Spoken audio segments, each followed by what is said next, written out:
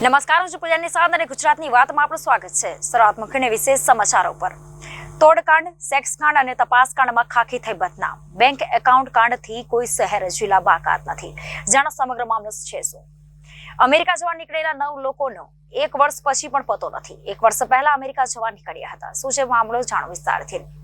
Gujarat હાડલુક, PPP ના ગેરકાયદા. અમદાવાદ, મોરબી, વડોદરાની દુર્ઘટનાઓમાં એક સમાનતા. જાણો સમગ્ર મામલો શું છે.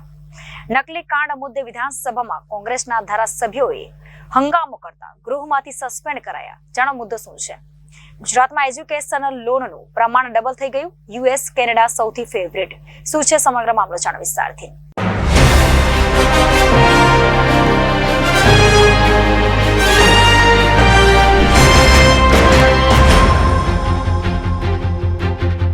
તો ચર્ચા કરીશું ગુજરાતની વાતમાં. સમાચાર વિગતવાર. તોડકાંડ અને તપાસકાંડ જેવી ઘટનાઓ દાયકાઓથી ગુજરાત પોલીસમાં ચાલતી આવી છે. છેલ્લા એકાદ વર્ષમાં સામે આવેલા તોડકાંડ અને તપાસકાંડની યાદી ખૂબ જ મોટી છે અને જાહેર નહીં થયેલા કાંડનો આંકડો તો ભગવાન જ જાણે.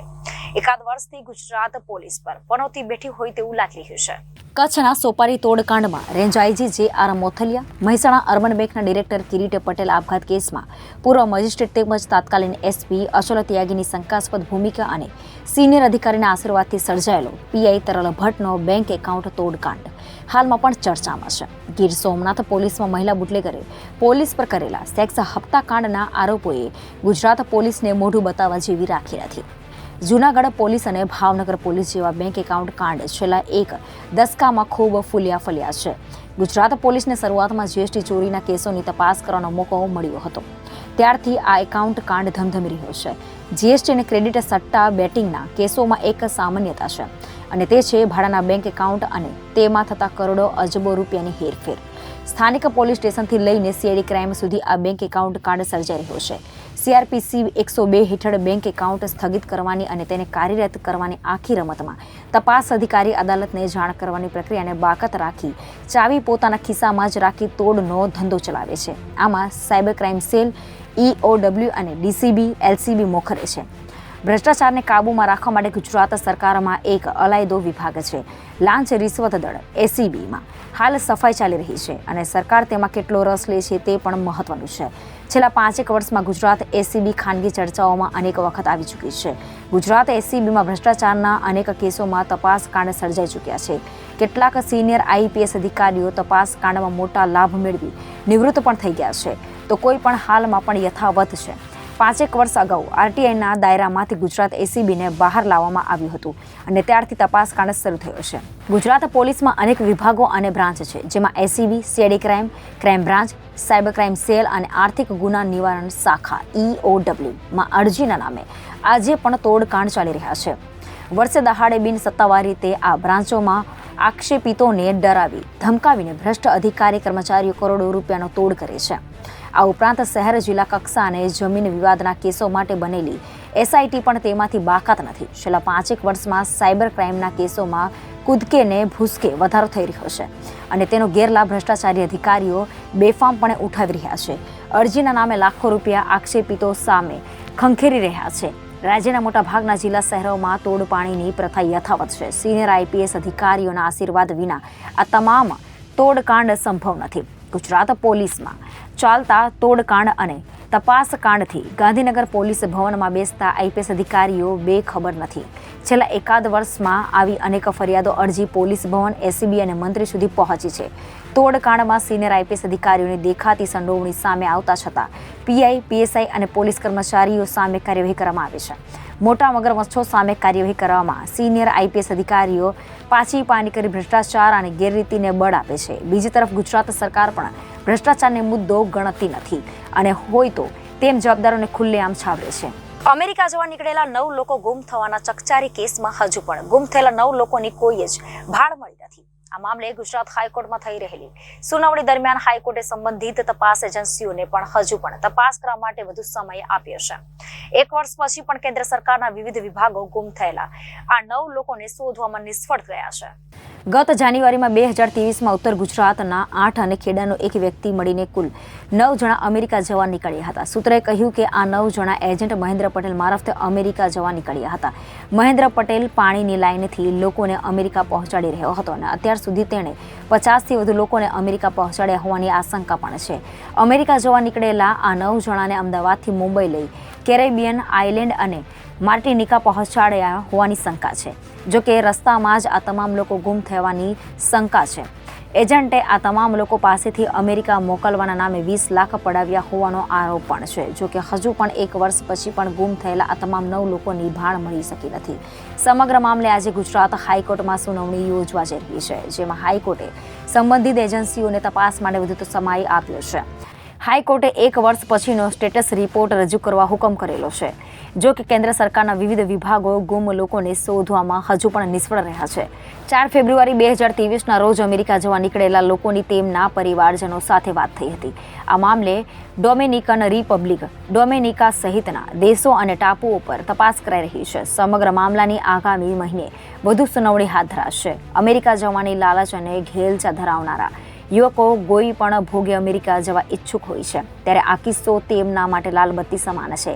એજન્ટોએ આપેલી લાલચમાં આવા યુવાનો ફસાઈ જાય છે. ગુમ થયેલા આ 9 લોકો આખરે ક્યાં છે તે સવાલ સતાવી રહ્યો છે. ભારત સરકાર દ્વારા દેશભરમાં નવી રાષ્ટ્રીય શિક્ષણ નીતિઓને લાગુ કરવામાં આવી રહી છે. રાષ્ટ્રીય શિક્ષણ નીતિ 2020 અન્વયે ધોરણ 9 અને ધોરણ 10માં વૈદિક ગણિતનો અમલ 449 શાળાઓમાં પુસ્તકો મોકલી દેવાયો છે હોવાનું સરકારે જાહેર કર્યું છે. આ મુદ્દે રાજ્ય શિક્ષણ મંત્રી કુબેરભાઈ ડિંડોરે જણાવ્યું હતું કે રાષ્ટ્રીય શિક્ષણ નીતિ 2020 અન્વયે રાજ્યોમાં ધોરણ 9 અને ધોરણ 10માં વૈદિક ગણિતનો અમલ શરૂ કરી દેવાયો હતો. આ માટે રાજ્યની 449 જેટલી શાળાઓમાં પુસ્તકો પણ મોકલી આપવામાં આવ્યા છે. વિધાનસભા ખાતે રાષ્ટ્રીય શિક્ષણ નીતિ 2020 અંગેના પ્રશ્નના પ્રત્યુત્તરમાં મંત્રીએ ઉમેર્યું હતું કે વડાપ્રધાન નરેન્દ્ર મોદી દ્વારા 35 વર્ષ બાદ નવી રાષ્ટ્રીય શિક્ષણ નીતિનો અમલ કરવામાં આવી રહ્યો છે, જેમાં ભારતીય જ્ઞાન પરંપરાને પ્રાધાન્ય આપવામાં આવ્યું છે. આ માટે વિદ્યાર્થીઓમાં ભણતરની સાથે સાથે ઘડતરના મૂલ્યો કેળવાય એ માટેના પ્રયત્નો હાથ ધરાયા છે. તાજેતરમાં જ ધોરણ 10થી 12માં ગીતાના મૂલ્યો મળે એ માટેનો અભ્યાસક્રમમાં સમાવેશ કરવામાં આવ્યો છે. તેમણે ઉમેર્યું છે કે રાષ્ટ્રીય શિક્ષણ નીતિના અમલથી રાજ્યમાં શિક્ષણ વ્યવસ્થાઓમાં પણ બદલાવ કર્યો છે અને શાળાકીય માળખામાં પણ ફેરફાર કર્યો છે. ગુજરાતમાં વહીવટીતંત્ર ખર્ચ અને તાઇફા કરવામાં તો પાવરધૂ છે, પરંતુ જેના માટે ખર્ચ કરવામાં આવ્યો હોય તેની જાળવણીના નધરોણ છે. રાજ્યના મહાનગરમાં તંત્રની ઘોર બેદરકારીથી પ્રજાના પૈસાની વેડફાટની 2 ઘટનાઓ સામે આવી છે. અમદાવાદ અને સુરતમાંથી સામે આવેલી આ બંને ઘટનાઓથી લોકોમાં ભારે રોષ જોવા મળી રહ્યો છે. જુઓ પ્રજાના પૈસાના બેફામ વેડફાટ કરતા ઉદાસીન તંત્રોનો આ અહેવાલ. ગુજરાતમાં વહીવટી તંત્ર કેટલું નધરોળ અને ઉદાસીન છે તેના પુરાવા આ બંને દ્રશ્યો આપી રહ્યા છે. પહેલા દ્રશ્યો રાજ્યના સૌથી મોટા મહાનગર અમદાવાદના છે, જ્યાં સાયન્સ સિટી વિસ્તારમાં ઓક્સિજન પાર્કમાં તળાવની દુર્દશા જોઈ શકાય છે. તળાવમાં લીલ જામી ગઈ છે.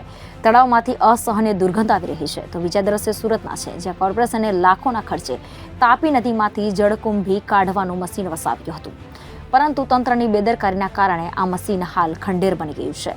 પરંતુ તાપી નદીમાંથી થોડી પણ જળકુંભી દૂર થઈ નથી તેમ લાગી રહ્યું છે. રાજ્યની સૌથી મોટી અને સૌથી વધુ આવક ધરાવતી અમદાવાદ મહાનગરપાલિકાના બેદરકારીના અનેક કિસ્સા અવારનવાર સામે આવતા રહે છે. વધુ એક કિસ્સો સાયન્સ સિટી વિસ્તારમાંથી સામે આવ્યો છે. કરોડોના ખર્ચે લોકોની સુવિધા માટે ઓક્સિજન પાર્ક બનાવવામાં આવ્યો હતો. આ પાર્કની અંદર એક કૃત્રિમ તળાવનું પણ નિર્માણ કરાયું છે, પરંતુ આ તળાવ યોગ્ય જાળવણીના અભાવે દયનીય સ્થિતિમાં આવી ગઈ છે. તળાવમાં ચારે બાજુ લીલ જામી ગઈ છે. તળાવમાં ક્યાં પાણી નજરે પડતું જ નથી, જેના કારણે આસપાસના વિસ્તારમાં રહેતા લોકોને ભારે હાલાકી ભોગવાનો વારો આવ્યો છે. અસહનીય દુર્ગંધ મારતા આસપાસના રહીશો પરેશાન થઈ ચૂક્યા છે. આ તળાવમાં પાણીના રોટેશન માટેના પંપ લાંબા સમયથી બંધ હાલતમાં હોવાથી તળાવમાં ઓક્સિજનનું રોટેશન પણ નથી થઈ રહ્યું, જેના લીધે તળાવની આ હાલત થઈ છે. મહત્વનું છે કે 25,000 ચોરસ મીટરમાં ફેલાયેલા આ ઓક્સિજન પાર્કની જવાબદારી એક કરતાં વધુ વિભાગને સોંપવામાં આવી છે, પરંતુ તમામ વિભાગ ઘોર નિંદ્રા માણતા હોય તેમ લાગી રહ્યું છે. અમદાવાદ મહાનગરપાલિકા શહેરીજનોની સુખાકારી માટે અલગ અલગ સુવિધાઓ ઊભી તો કરે છે, પરંતુ સુવિધાની જાળવણી યોગ્ય રીતે કરતું નથી, જેના કારણે થોડા સમય બાદ આ તમામ સુવિધાઓ લોકો માટે દુવિધા બની જાય છે. તો સુરત કોર્પોરેશન પણ તાપી શુદ્ધિકરણના નામે કરોડોનો ખર્ચ કરે છે, પરંતુ આ બધા જ પૈસા જાણે ભ્રષ્ટ અધિકારીઓના ખિસ્સામાં જતા હોય તેમ લાગી રહ્યું છે. પ્રજાના પૈસાનું પાણી અધિકારીઓ કરી રહ્યા હોય તેવું સ્પષ્ટ લાગી રહ્યું છે. સરકાર દ્વારા રાજ્યમાં સારી રીતે બાળકોને શિક્ષણ આપવાના દાવો કરવામાં આવે છે, પરંતુ સરકારના આ દાવો વારેવાર પોકળ સાબિત થતા હોય છે. હવે વડોદરાના તાંદલજાની નેતાજી સુભાષચંદ્ર બોઝ શાળાનો મામલો સામે આવ્યો છે, જ્યાં શાળા જર્જરિત બની ગઈ છે અને લોકો ત્યાં ભણવા માટે મજબૂર બન્યા છે. ત્યારે જુઓ તંત્રના વાકે ભયના ઓથાર નીચે ભણવા મજબૂર દેશના ભવિષ્યનો આ અહેવાલ. વડોદરામાં હરણી તળાવમાં બનેલી બોટ દુર્ઘટના પછી પણ તંત્ર કોઈ બોધપાઠ લેવાની તૈયારીમાં હોય તેમ લાગતું નથી. વડોદરાની અનેક શાળાઓમાં હજુ ભય નીચે વિદ્યાર્થીઓ ભણવા માટે મજબૂર બન્યા છે. કોર્પોરેશન અને શાળા સંચાલકો એકબીજાનો ખો આપી રહ્યા છે, જેના કારણે વિદ્યાર્થીઓ જીવનના જોખમ વચ્ચે પણ અભ્યાસ માટે મજબૂર બન્યા છે. તૂટેલી દિવાલ, તૂટેલી છત, તૂટેલો સ્લેબ અને ગમે ત્યારે ધરાશાયી થવાની તૈયારીમાં છે આ બિલ્ડિંગ. અને આજ જોખમી બિલ્ડિંગ નીચે જીવન ઘડતર પાઠ શીખી રહ્યા છે દેશનું ભવિષ્ય કહેવાતા વિદ્યાર્થીઓ.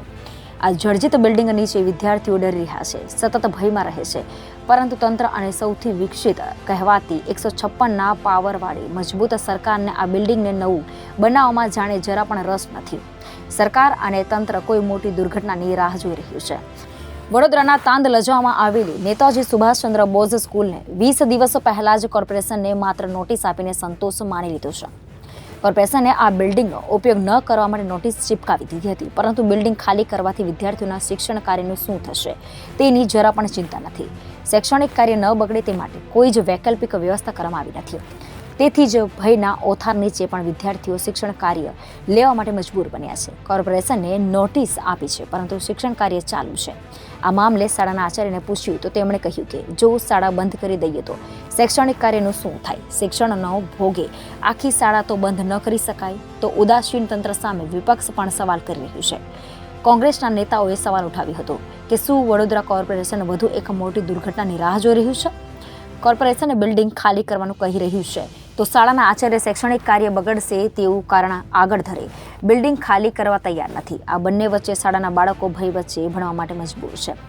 બિલ્ડિંગ ખાલી કરી દેવું અઘરી વાત નથી. એક જ દિવસમાં ઇમારતો તો ખાલી થઈ શકે છે, પરંતુ જે વિદ્યાર્થીઓ ભણે છે તેમનું શૈક્ષણિક કાર્ય ન બગડે તે પણ જોવું જરૂરી છે. ત્યારે આશા રાખીએ છીએ કે તંત્ર જલ્દી કોઈ વૈકલ્પિક વ્યવસ્થા કરે અને તાત્કાલિક આ જર્જરિત શાળાનું બિલ્ડિંગ નવું બનાવી આપવામાં આવે. જોવું રહ્યું કે ક્યારે આ કામ થાય છે. અમદાવાદના સાઉથ બોપલમાં મુમ્મતપુરા ખાતે ઓવરબ્રિજનો એક હિસ્સો ઇન-સિટી સ્ટ્રેચિંગ કવાયત દરમિયાન સ્લેબ પડી જતા તૂટી પડ્યો હતો. કોઈ જાનહાનિ નહોતી થઈ. મોરબીમાં મચ્છુ નદી પર ઝૂલતો બ્રિજ, એક રાહતદારી ઝૂલતો પુલ તૂટી પડ્યો હતો, જેમાં 135 લોકોના મોત થયા હતા. 18 જાન્યુઆરી 2024 વડોદરાના હરણી તળાવમાં બોટ પલટી જતા 12 બાળકો અને 2 શિક્ષકો સહિત 14 લોકોના મોત થયા હતા. પબ્લિક પ્રાઇવેટ પાર્ટનરશિપ મોડ પર સ્ટ્રક્ચર વિકાસવામાં અથવા જાળવવા આવતા તાજેતરમાં જ અકસ્માતોએ લોકાયુક્ત કામની ગુણવત્તા અને તેમના ઓડિટ પર ધ્યાન આપવાનું કારણ આપ્યું છે. જાણો સમગ્ર માહિતી શું છે, જુઓ વિસ્તારથી. કોન્ટ્રાક્ટર અને એજન્સી જેમ કે અમદાવાદ અર્બન ડેવલપમેન્ટ ઓથોરિટી અથવા પ્રોજેક્ટ કન્સલ્ટન્સી જેવી એજન્સીઓ જેને કામ પર દેખરેખ રાખવા માટે નિમણૂક કરવામાં આવી છે, બંને દ્વારા પ્રોજેક્ટની નબળી કામગીરી અને ક્ષતિઓ અને કામગીરીમાં બેદરકારી માટે કેટલીક ચકાસણી થવી જોઈએ અને જવાબદારી હોવી જોઈએ. લોકાયુક્તે તેના વાર્ષિક અહેવાલમાં મુમ્મતપુરા બ્રિજના તૂટી પડવાની બાબતની સ્વત સઘનામાં ઉલ્લેખ કર્યો છે. આ અહેવાલ તાજેતરમાં જ ગુજરાત વિધાનસભાના ચાલુ બજેટ સત્રમાં રજૂ કરાયો હતો. પબ્લિક પ્રાઇવેટ પાર્ટનરશિપમાં સામેલ 3 મુખ્ય એજન્સીઓ તરફ ધ્યાન દોરતા લોકાયુક્તે ગુજરાત હાઈકોર્ટ દ્વારા વડોદરાની ઘટના અને અગાઉ મોરબી બ્રિજ તૂટી પડવાની ઘટના અંગે મોટો સઘનાને લીધી વખતે જવાબદારી અંગે ઉઠાવવામાં આવેલા પ્રશ્નોનો પુનર્ચાર કર્યો હતો. હરણી દુર્ઘટના બાદ રાજ્ય સરકારે તમામ જિલ્લા કલેક્ટર અને સ્થાનિક સંસ્થાઓને જળ સંસ્થાઓમાં પ્રવૃત્તિઓ સ્થગિત કરવાનો નિર્દેશ આપ્યો હતો. વડોદરા મ્યુનિસિપલ કોર્પોરેશને તરત જ 5 કોમ્યુનિટી હોલ, સયાજીબાગ ગાર્ડનની અંદરની જોય ટ્રેન અને સુરસાગર તળાવમાં બોટિંગની સુવિધા બંધ કરી દીધી હતી. ક્લોઝર નોટિસનું ઉલ્લંઘન કરવા બદલ બોટિંગ ઓપરેટરનું લાયસન્સ પણ સસ્પેન્ડ કર્યું હતું. સાબરમતી રિવરફ્રન્ટ ડેવલપમેન્ટ કોર્પોરેશન લિમિટેડના ઇન્ચાર્જ જનરલ મેનેજર દીપક પટેલના જણાવ્યા અનુસાર સાબરમતી નદીમાં બોટિંગ પણ લાયસન્સ સંબંધિત પાલનના અભાવે સ્થગિત કરવામાં આવી હતી, જ્યાં અવકાશ પ્રવૃત્તિઓ પીપીપી કોન્ટ્રાક્ટર પર છે. હરણી તળાવ અને મોરબી બ્રિજ પ્રોજેક્ટ સાથે સંકળાયેલા એક પૂર્વ અમલદારે વાત કરતા જણાવ્યું હતું કે જો કે પીપીએ ઇન્ફ્રાસ્ટ્રક્ચર ડેવલપમેન્ટ માટે આગળ વધવાનો માર્ગ છે, પરંતુ તે સાવધાની વિના કરી શકાય નહીં. હરણી દુર્ઘટના બાદ મોરબી બ્રિજ તૂટી પડવાના પીડિતોના સંગઠને સુપ્રીમ કોર્ટમાં અરજી દાખલ કરી. નાગરિક સંસ્થાઓ અને કોન્ટ્રાક્ટરોની બેદરકારીના વારંવારના બનાવોની તપાસ કરવા માટે નિષ્ણાત સમિતિની રચના કરવાની માંગ કરાઈ હતી, જેના કારણે ઝૂલતો પુલ તૂટી પડવા અને હોડી ડૂબી જવા જેવી ઘટના બની.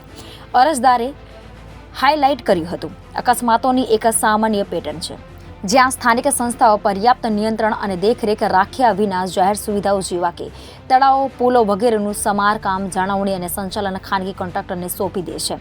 ખાનગી કોન્ટ્રાક્ટર બદલામાં અન્ય પેટા કોન્ટ્રાક્ટરોને કામ આઉટસોર્સ કરે છે અને તેઓને તો કટોકટીનો સામનો કરવા માટે જરૂરી સલામતીના પગલાં લે છે.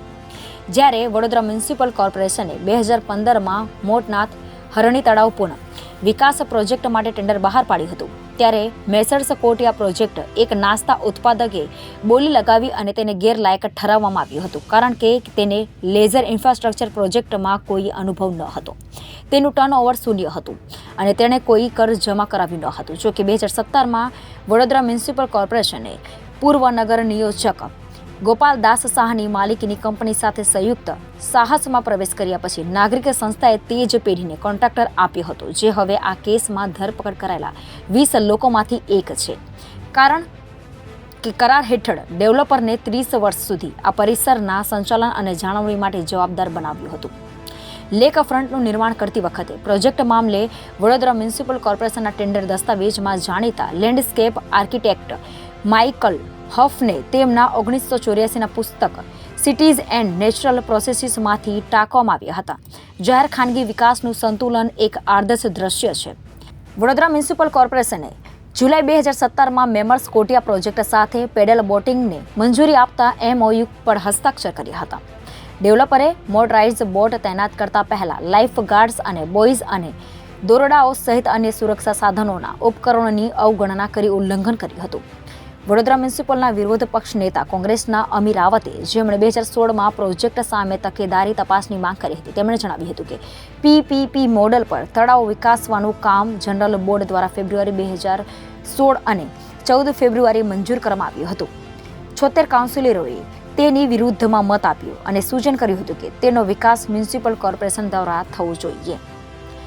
વડોદરા મ્યુનિસિપલ કોર્પોરેશન અને મેસર્સ કોટિયા પ્રોજેક્ટના બિનીત કોટિયા વચ્ચે થયેલા MOUમાં બાળકોના રમતના વિસ્તાર, વરિષ્ઠ નાગરિકોના વિસ્તાર અને આ હેતુ માટે ઘાટ સાથે PPP મોડલ પર હરણી મોટનાથ તળાવના વિકાસની કલ્પના કરવામાં આવી હતી અને મંજૂરી આપવામાં આવી હતી. દેખરેખ રાખવા માટે પેડલ બોટિંગ અને સલામતી માટે લાઇફ ગાર્ડ્સ.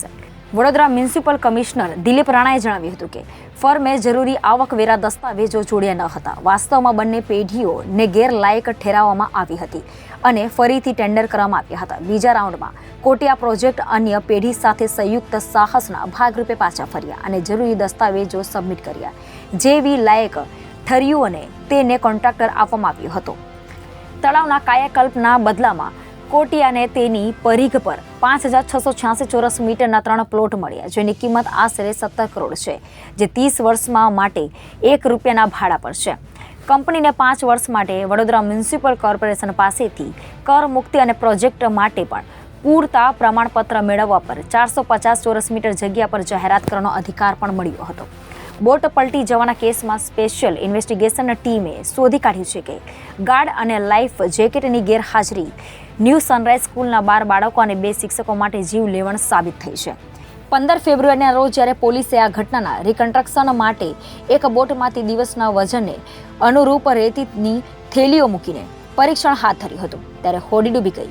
14 મુસાફરોને વહન કરવાની સક્ષમ બોટમાં 30 લોકો બેસાડવામાં આવ્યા હતા, જેમાંથી માત્ર અડધા લોકો પાસે જ લાઈફ જેકેટ હતા. એટલું જ નહીં, જે નાવિક હતો તે પણ મોટરવાળી બોટ ચલાવવા માટે લાયક ન હતો. SITએ શોધી કાઢ્યું છે કે ડેવલપરે અન્ય એક કંપની ડોલ્ફિન એન્ટરટેનમેન્ટને સબ કોન્ટ્રાક્ટર સબલેટ કરી દીધું હતું, જેણે નાવિકની સહાયતા માટે બિન તરવૈયાઓને નોકરી પર રાખ્યા હતા. સ્થાયી સમિતિએ ફ્યુચરિસ્ટિક પ્લાનિંગ સેલના પ્રસ્તાવને મંજૂર કર્યા પછી વડોદરા મ્યુનિસિપલ કોર્પોરેશનના જનરલ બોર્ડ દ્વારા અંતિમ નિર્ણય લેવાની સત્તા ધરાવતા અધિકારીએ કોન્ટ્રાક્ટર આગળ વધાર્યો હતો. કરારની શરતોએ પણ જણાવે છે કે ડેવલપરે ખાતરી કરવી જોઈએ કે પર્યાપ્ત રીતે સક્ષમ અને લાયકાત ધરાવતા કર્મચારીઓ હંમેશા કાર્યસ્થળ પર હાજર રહેવા જોઈએ.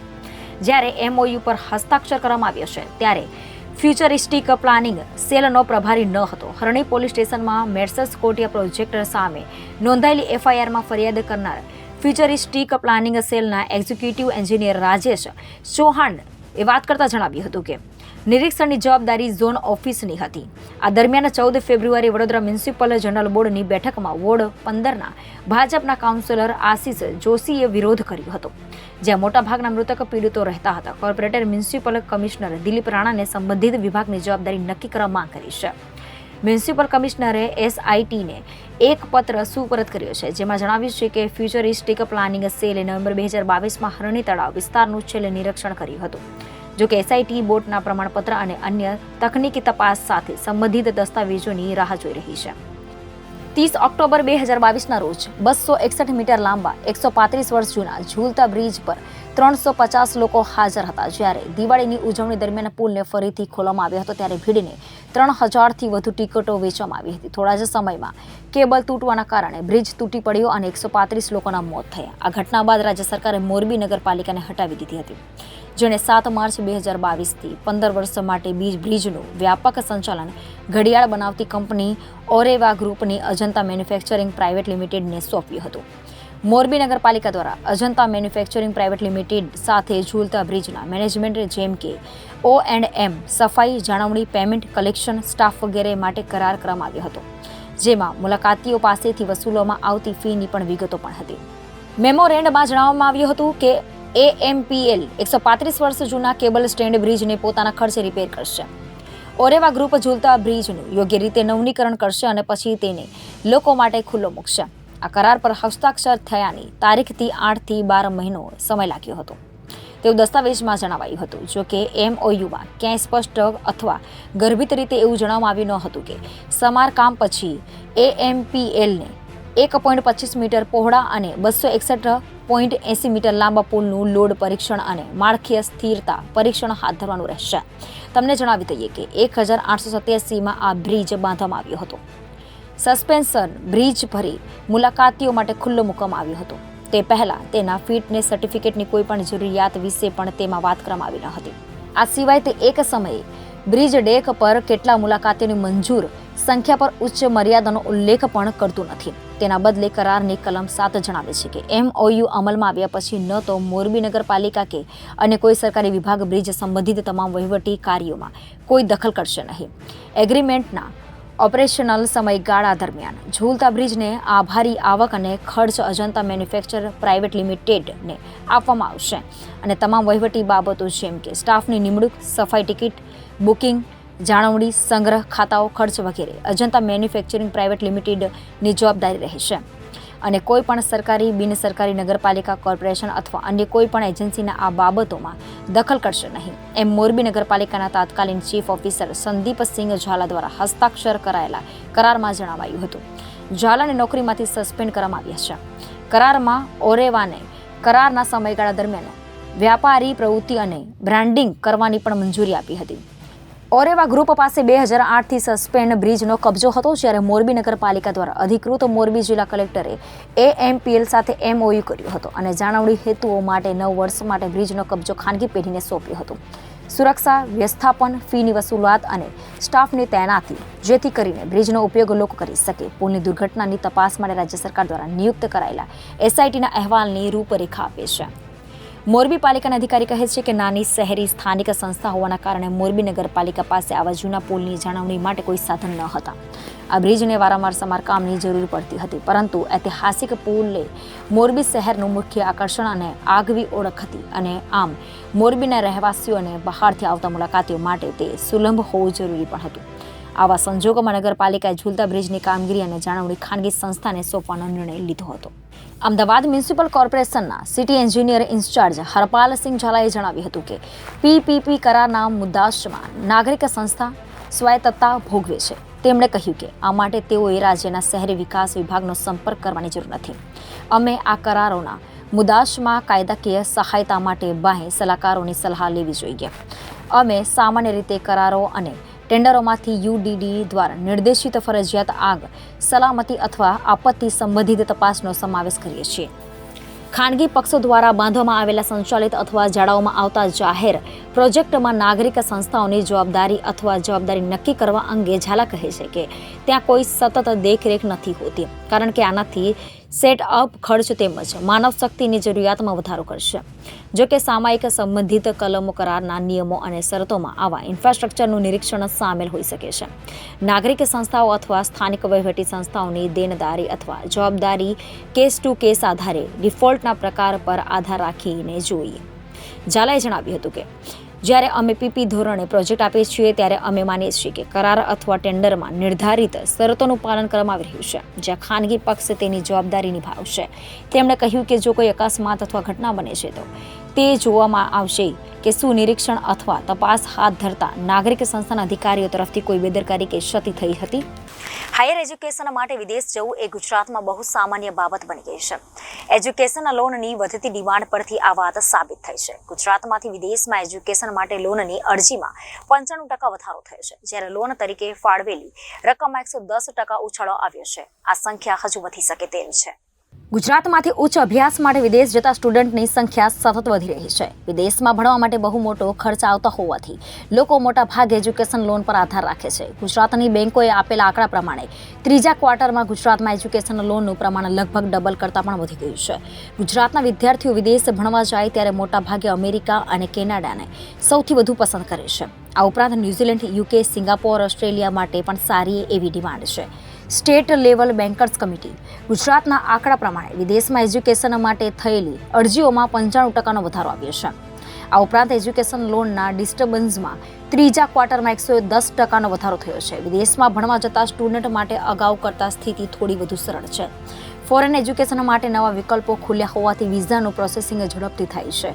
આ ઉપરાંત દેશમાં વધુને વધુ યુનિવર્સિટીઓ ભારતીય વિદ્યાર્થીઓને આવકારવા માટે તૈયાર છે. તેવી જ રીતે વિદેશમાં ગ્રેજ્યુએશન કર્યા પછી કામ મળવાની તક પણ વધી છે. ગુજરાતમાં ઓક્ટોબરથી ડિસેમ્બર 2023 સુધી 3 મહિનામાં 6505 સ્ટુડન્ટે વિદેશમાં ભણવા માટે એજ્યુકેશન લોનની અરજી કરી હતી. વર્ષ 2022માં આ 3 ગાળામાં ગુજરાતમાં 3330 લોકોએ અરજી કરી હતી.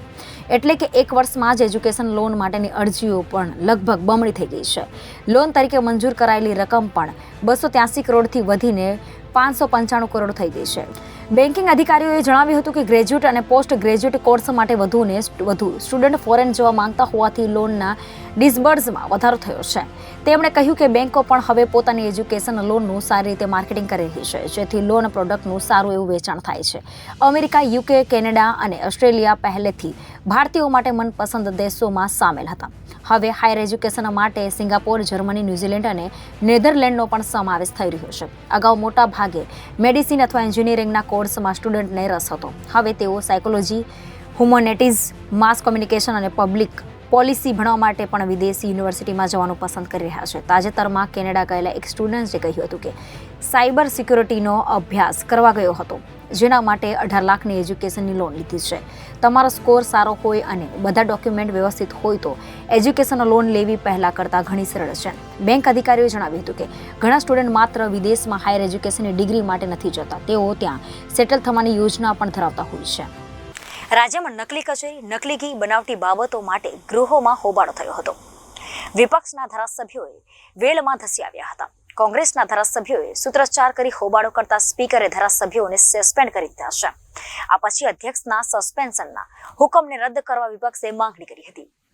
આ અંગે વિધાનસભામાં વિપક્ષના નેતા અમિત ચાવડાએ મીડિયા સાથેની વાતચીતમાં જણાવ્યું હતું કે ગુજરાતની પ્રજાના પરસેવાના ટેક્સના પૈસા સામાન્ય દલિત સમાજનો પરિવાર હોય, આદિવાસી સમાજનો હોય કે કોઈ સમાજનો હોય, એની પાયાની જરૂરિયાતો માટે વાપરવા જોઈએ. એ જ પૈસા 21 કરોડ રૂપિયા જેવી માતબર રકમ નકલી કચેરીઓ ખોલીને બારોબાર નકલી અધિકારીઓ મેળા પીપળાથી લઈ જતા હોય તો વિપક્ષે શું ચૂપ રહેવાનું? ખોટા જવાબ આપે તો અમે ચૂપ રહીએ? વિધાનસભાના નિયમોને આધીન અમારી જગ્યા પર ઊભા રહીને વિરોધ કર્યો. અમે જ્યારે વોક આઉટ કરી રહ્યા હતા ત્યારે મંત્રી તરફથી ઊભા થઈ અમે તેનો જવાબ આપીએ છીએ એમ કહીને રોક્યા તો અમે રોકાયા હતા. ફરી અમે અધ્યક્ષને વિનંતી કરી કે ઉડાવ જવાબ આપે છે, જૂના કૌભાંડોની વાત કરે છે, પણ 8 વર્ષની નકલીનું રાજ ચાલે છે તેની વાત કરતા નથી. તેઓએ આગળ કહ્યું કે અમે અમારી જગ્યા પર જ ઊભા હતા, અમે વેલમાં નથી ગયા, કોઈ અસભ્ય વર્તન નથી કર્યું, ફક્ત અને ફક્ત નકલી કાંડને ખુલ્લું પાડવા વિરોધ પ્રદર્શન કર્યું હતું, નિયમોની આધીન પ્રદર્શન કર્યું છે. પરંતુ બહુમતીના જોરે પ્રજાનો અવાજ દબાવવાનો પ્રયાસ થાય ને પ્રજાનો અવાજ જ્યારે વિપક્ષ અને ત્યારે વિપક્ષને ગૃહમાંથી કેવી રીતે બહાર કાઢી મૂકો એવો પ્રયાસ થઈ રહ્યો છે. બહુમતીના જોરે સસ્પેન્ડ કરવાનો નિર્ણય લોકશાહીની હત્યા કરવા બરાબર છે. આ લોકશાહીનું મંદિર છે અને પ્રજાના પ્રતિનિધિ તરીકે જ્યાં ખોટું થતું હોય અને ભ્રષ્ટાચાર થતો હોય એનો અમને બોલવાનો અધિકાર છે. એ અધિકાર ના વાપરી શકાય. એટલે બહુમતીના જોરે સામાજિક ન્યાય અને અધિકારિતા વિભાગ અને બીજી માંગણીની ચર્ચા છે, જેમાં પણ સરકારનો ગેરવહીવટ અને નાણાંના વેડફાટને ઉજાગર કરવાનો છે. ચર્ચામાં ભાગ ન લઈ શકીએ એટલા માટે બધાને નિયમોનું ઉલ્લંઘન કરીને સસ્પેન્ડ કરવામાં આવ્યા છે. આ અંગે વિધાનસભામાં વિપક્ષના નેતા ડોક્ટર તુષાર ચૌધરીએ જણાવ્યું હતું કે દરેક વિભાગને બારકોડ અને કોર્ટેક્સ નંબર આપવામાં આવ્યો હતો. કોર્ટેક્સ નંબર તમે નાખો તો જ પૈસા તમારા ખાતામાં જમા થાય. એ કોર્ટેક્સ નંબર નકલી કચેરીઓના અધિકારીઓ પાસે કેવી રીતે આવ્યો તેનો પણ સરકારે કોઈ જવાબ આપ્યો નથી. સરકાર કઈ દિશામાં આગળ વધી રહી છે એ કોઈ સ્પષ્ટ નથી. આદિવાસીઓના નાણાંનો આવી રીતે દુરુપયોગ થઈને આદિવાસીઓ સહાય અને શિક્ષણથી વંચિત રહ્યા છે. આદિવાસીઓને પછાત રાખવાનું કામ ભારતીય જનતા પાર્ટી કરી રહી છે. અમારી માંગ એટલી છે કે નકલીને સાથ આપનાર અસલી સામે પૂરેપૂરી આચાર્ય વિભાગના અધિકારીઓ સામે કાર્યવાહી થવી જોઈએ, જેમાં સરકાર ઢાક પીછોડો કરી રહી છે. એટલે અમારે આ સવાલ પૂછવો પડ્યો. આ બાબતે શિક્ષણ મંત્રી ઋષિકેશ પટેલે જણાવતા કહ્યું કે રાજ્ય સરકાર કોઈ પણ ફરિયાદ આધારે નહીં, પરંતુ જ્યાં આગળ કોઈ પ્રકારની પ્રવૃત્તિ ચાલતી હોય તો તે પ્રવૃત્તિમાં સુઓ મોટો કરી એક્શન લે છે. ના તો વિરોધ પક્ષ દ્વારા રજૂઆત કરવામાં આવી છે કે ના કોઈ પત્રકાર અથવા કોઈ પણ પ્રકારની માહિતી મળી છે.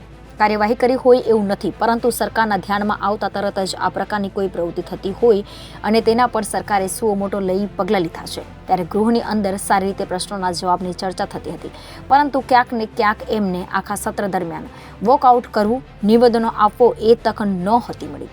એટલે જાતે જ આ મુદ્દો ઉપસ્થિત કર્યો. મંત્રી એમને યોગ્ય જવાબ આપતા હતા, છતાં પણ આ પ્રશ્નમાં હોબાળો કરી જે રીતે ગૃહની કાર્યવાહી ખોરવાની પ્રક્રિયા કરી કોઈને ન બોલાવા દેવું, પ્રશ્નોત્તરી જેવો મહત્વનો કાળ અને એ કાળમાં આગામી પ્રશ્નોની પણ ચર્ચા ન થાય એ પ્રકારનું વાતાવરણ સર્જતા હતા, જેથી એમને આજના દિવસે માટે ગૃહમાંથી બહાર મોકલી દેવામાં આવ્યા છે.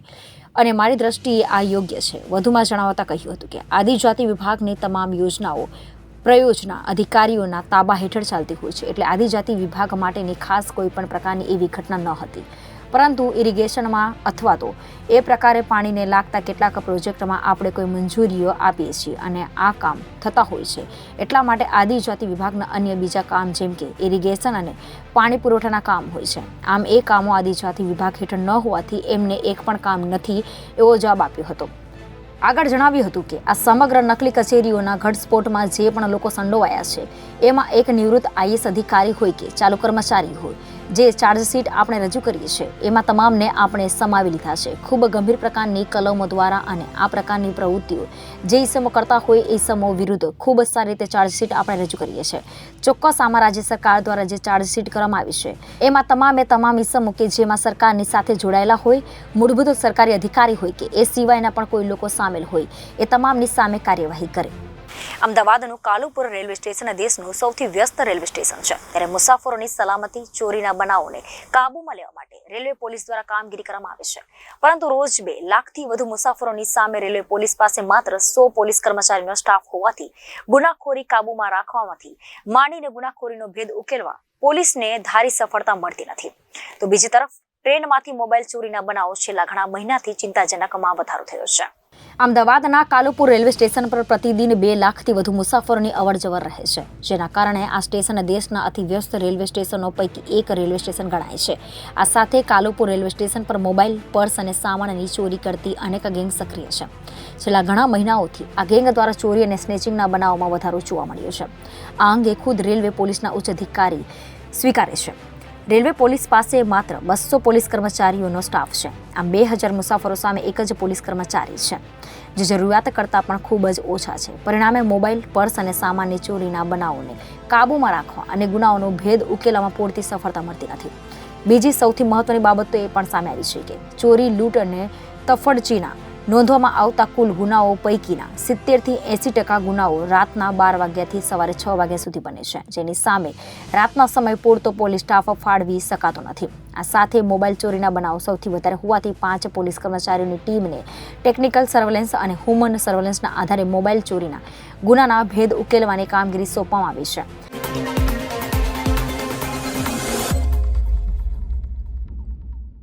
તાલાલાના ગીર વિસ્તારની નજીક આવેલું જયપુર ગામે છેલ્લા 14 વર્ષથી સ્વજલ ધારા યોજનાની પાઇપલાઇન 500 મીટર જેટલા એરિયામાં બનાવવાની બાકી છે. લોકો એક દાયકાથી વધારે સમયથી ઉનાળામાં પીવાના પાણી માટે વલખા મારતા જોવા મળ્યા છે. જે ગામમાં પીવાનું પાણી ન હોય ત્યાં ખેતી અને પશુપાલનની તો શું સ્થિતિ હોય તે કલ્પના કરી શકાય. ગામના બોરમાં પાણી ન હોય માટે પાણી વિતરણ કરી શકાતું નથી અને જેમ જેમ ઉનાળો આગળ વધશે તેમ તેમ જયપુર ગામની અંદર પાણીનો પોકાર વધશે. વાડી વિસ્તારની અંદર ખાનગી કૂવામાંથી અમુક વખત મહિલાઓને દયા ખાઈને પાણી આપવામાં આવે છે, તો અમુક વખત પાણી ન મળવાના કારણે 2 થી 3 કિલોમીટર દૂર ગયેલી મહિલાઓ બળબડતા તાપે ખાલી બેડા લઈ અને ઘરે પરત ફરે છે. ગામના અગ્રણી ભીમસિંહભાઈ પંડિતના જણાવ્યા મુજબ અધિકારીઓ અને તંત્રને અનેક રજૂઆતો કર્યા બાદ પણ જયપુર ગામની પાણીની સમસ્યા હલ થતી નથી. તો બીજી તરફ ગ્રામ પંચાયત પણ અને પંચાયત હોય તો પણ પાણી માટેનો કોઈ સ્ત્રોત નથી અને ઉનાળો આવતા આ ગામના કૂવા અને બોરના તળાવમાંથી પાણી રહેતા નથી, જેના કારણે અમુક વખત જ પાણી આપવામાં આવે છે. આ મુદ્દે વસમોના યુનિટ મેનેજર ઘનશ્યામ પ્રજાપતિના જણાવ્યા અનુસાર જયપુર ગામે ઉનાળાના આખર સમયમાં જ પાણીની સમસ્યા રહે છે. જયપુર ગામે વસમો યોજના અંતર્ગત 500 મીટર જેટલી પાઇપલાઇનનું કામ અધૂરું છે. ઉપરાંત જયપુર ગામમાં પંચાયત વિસર્જન થઈ જતા વહીવટદાર શાસન છે અને પાણી સમિતિ અસ્તિત્વમાં નથી. પાણી સમિતિ અસ્તિત્વમાં આવ્યા મંજૂરી મળતા સત્વરે કામ પૂર્ણ કરી દેવાશે. હવે સરકાર તેમની સામે કોઈ નિરાકરણ લાવે તેવી ગામ લોકો અરજી કરી રહ્યા છે. ગામ લોકોના મતે ચૂંટણી સમયે નેતાઓ અને અધિકારીઓ માત્ર મત લેવા આવે છે, પણ ગામની સમસ્યા પર ગંભીર રીતે વિચાર કરતા નથી. બસ ચૂંટણી ગઈ એટલે વાત પૂરી. તો હવે ગુજરાતની વાતમાં લઈએ વિરામ. વધુ સમાચારો માટે જોતા રહો જનાદેશ ન્યૂઝ. નમસ્કાર.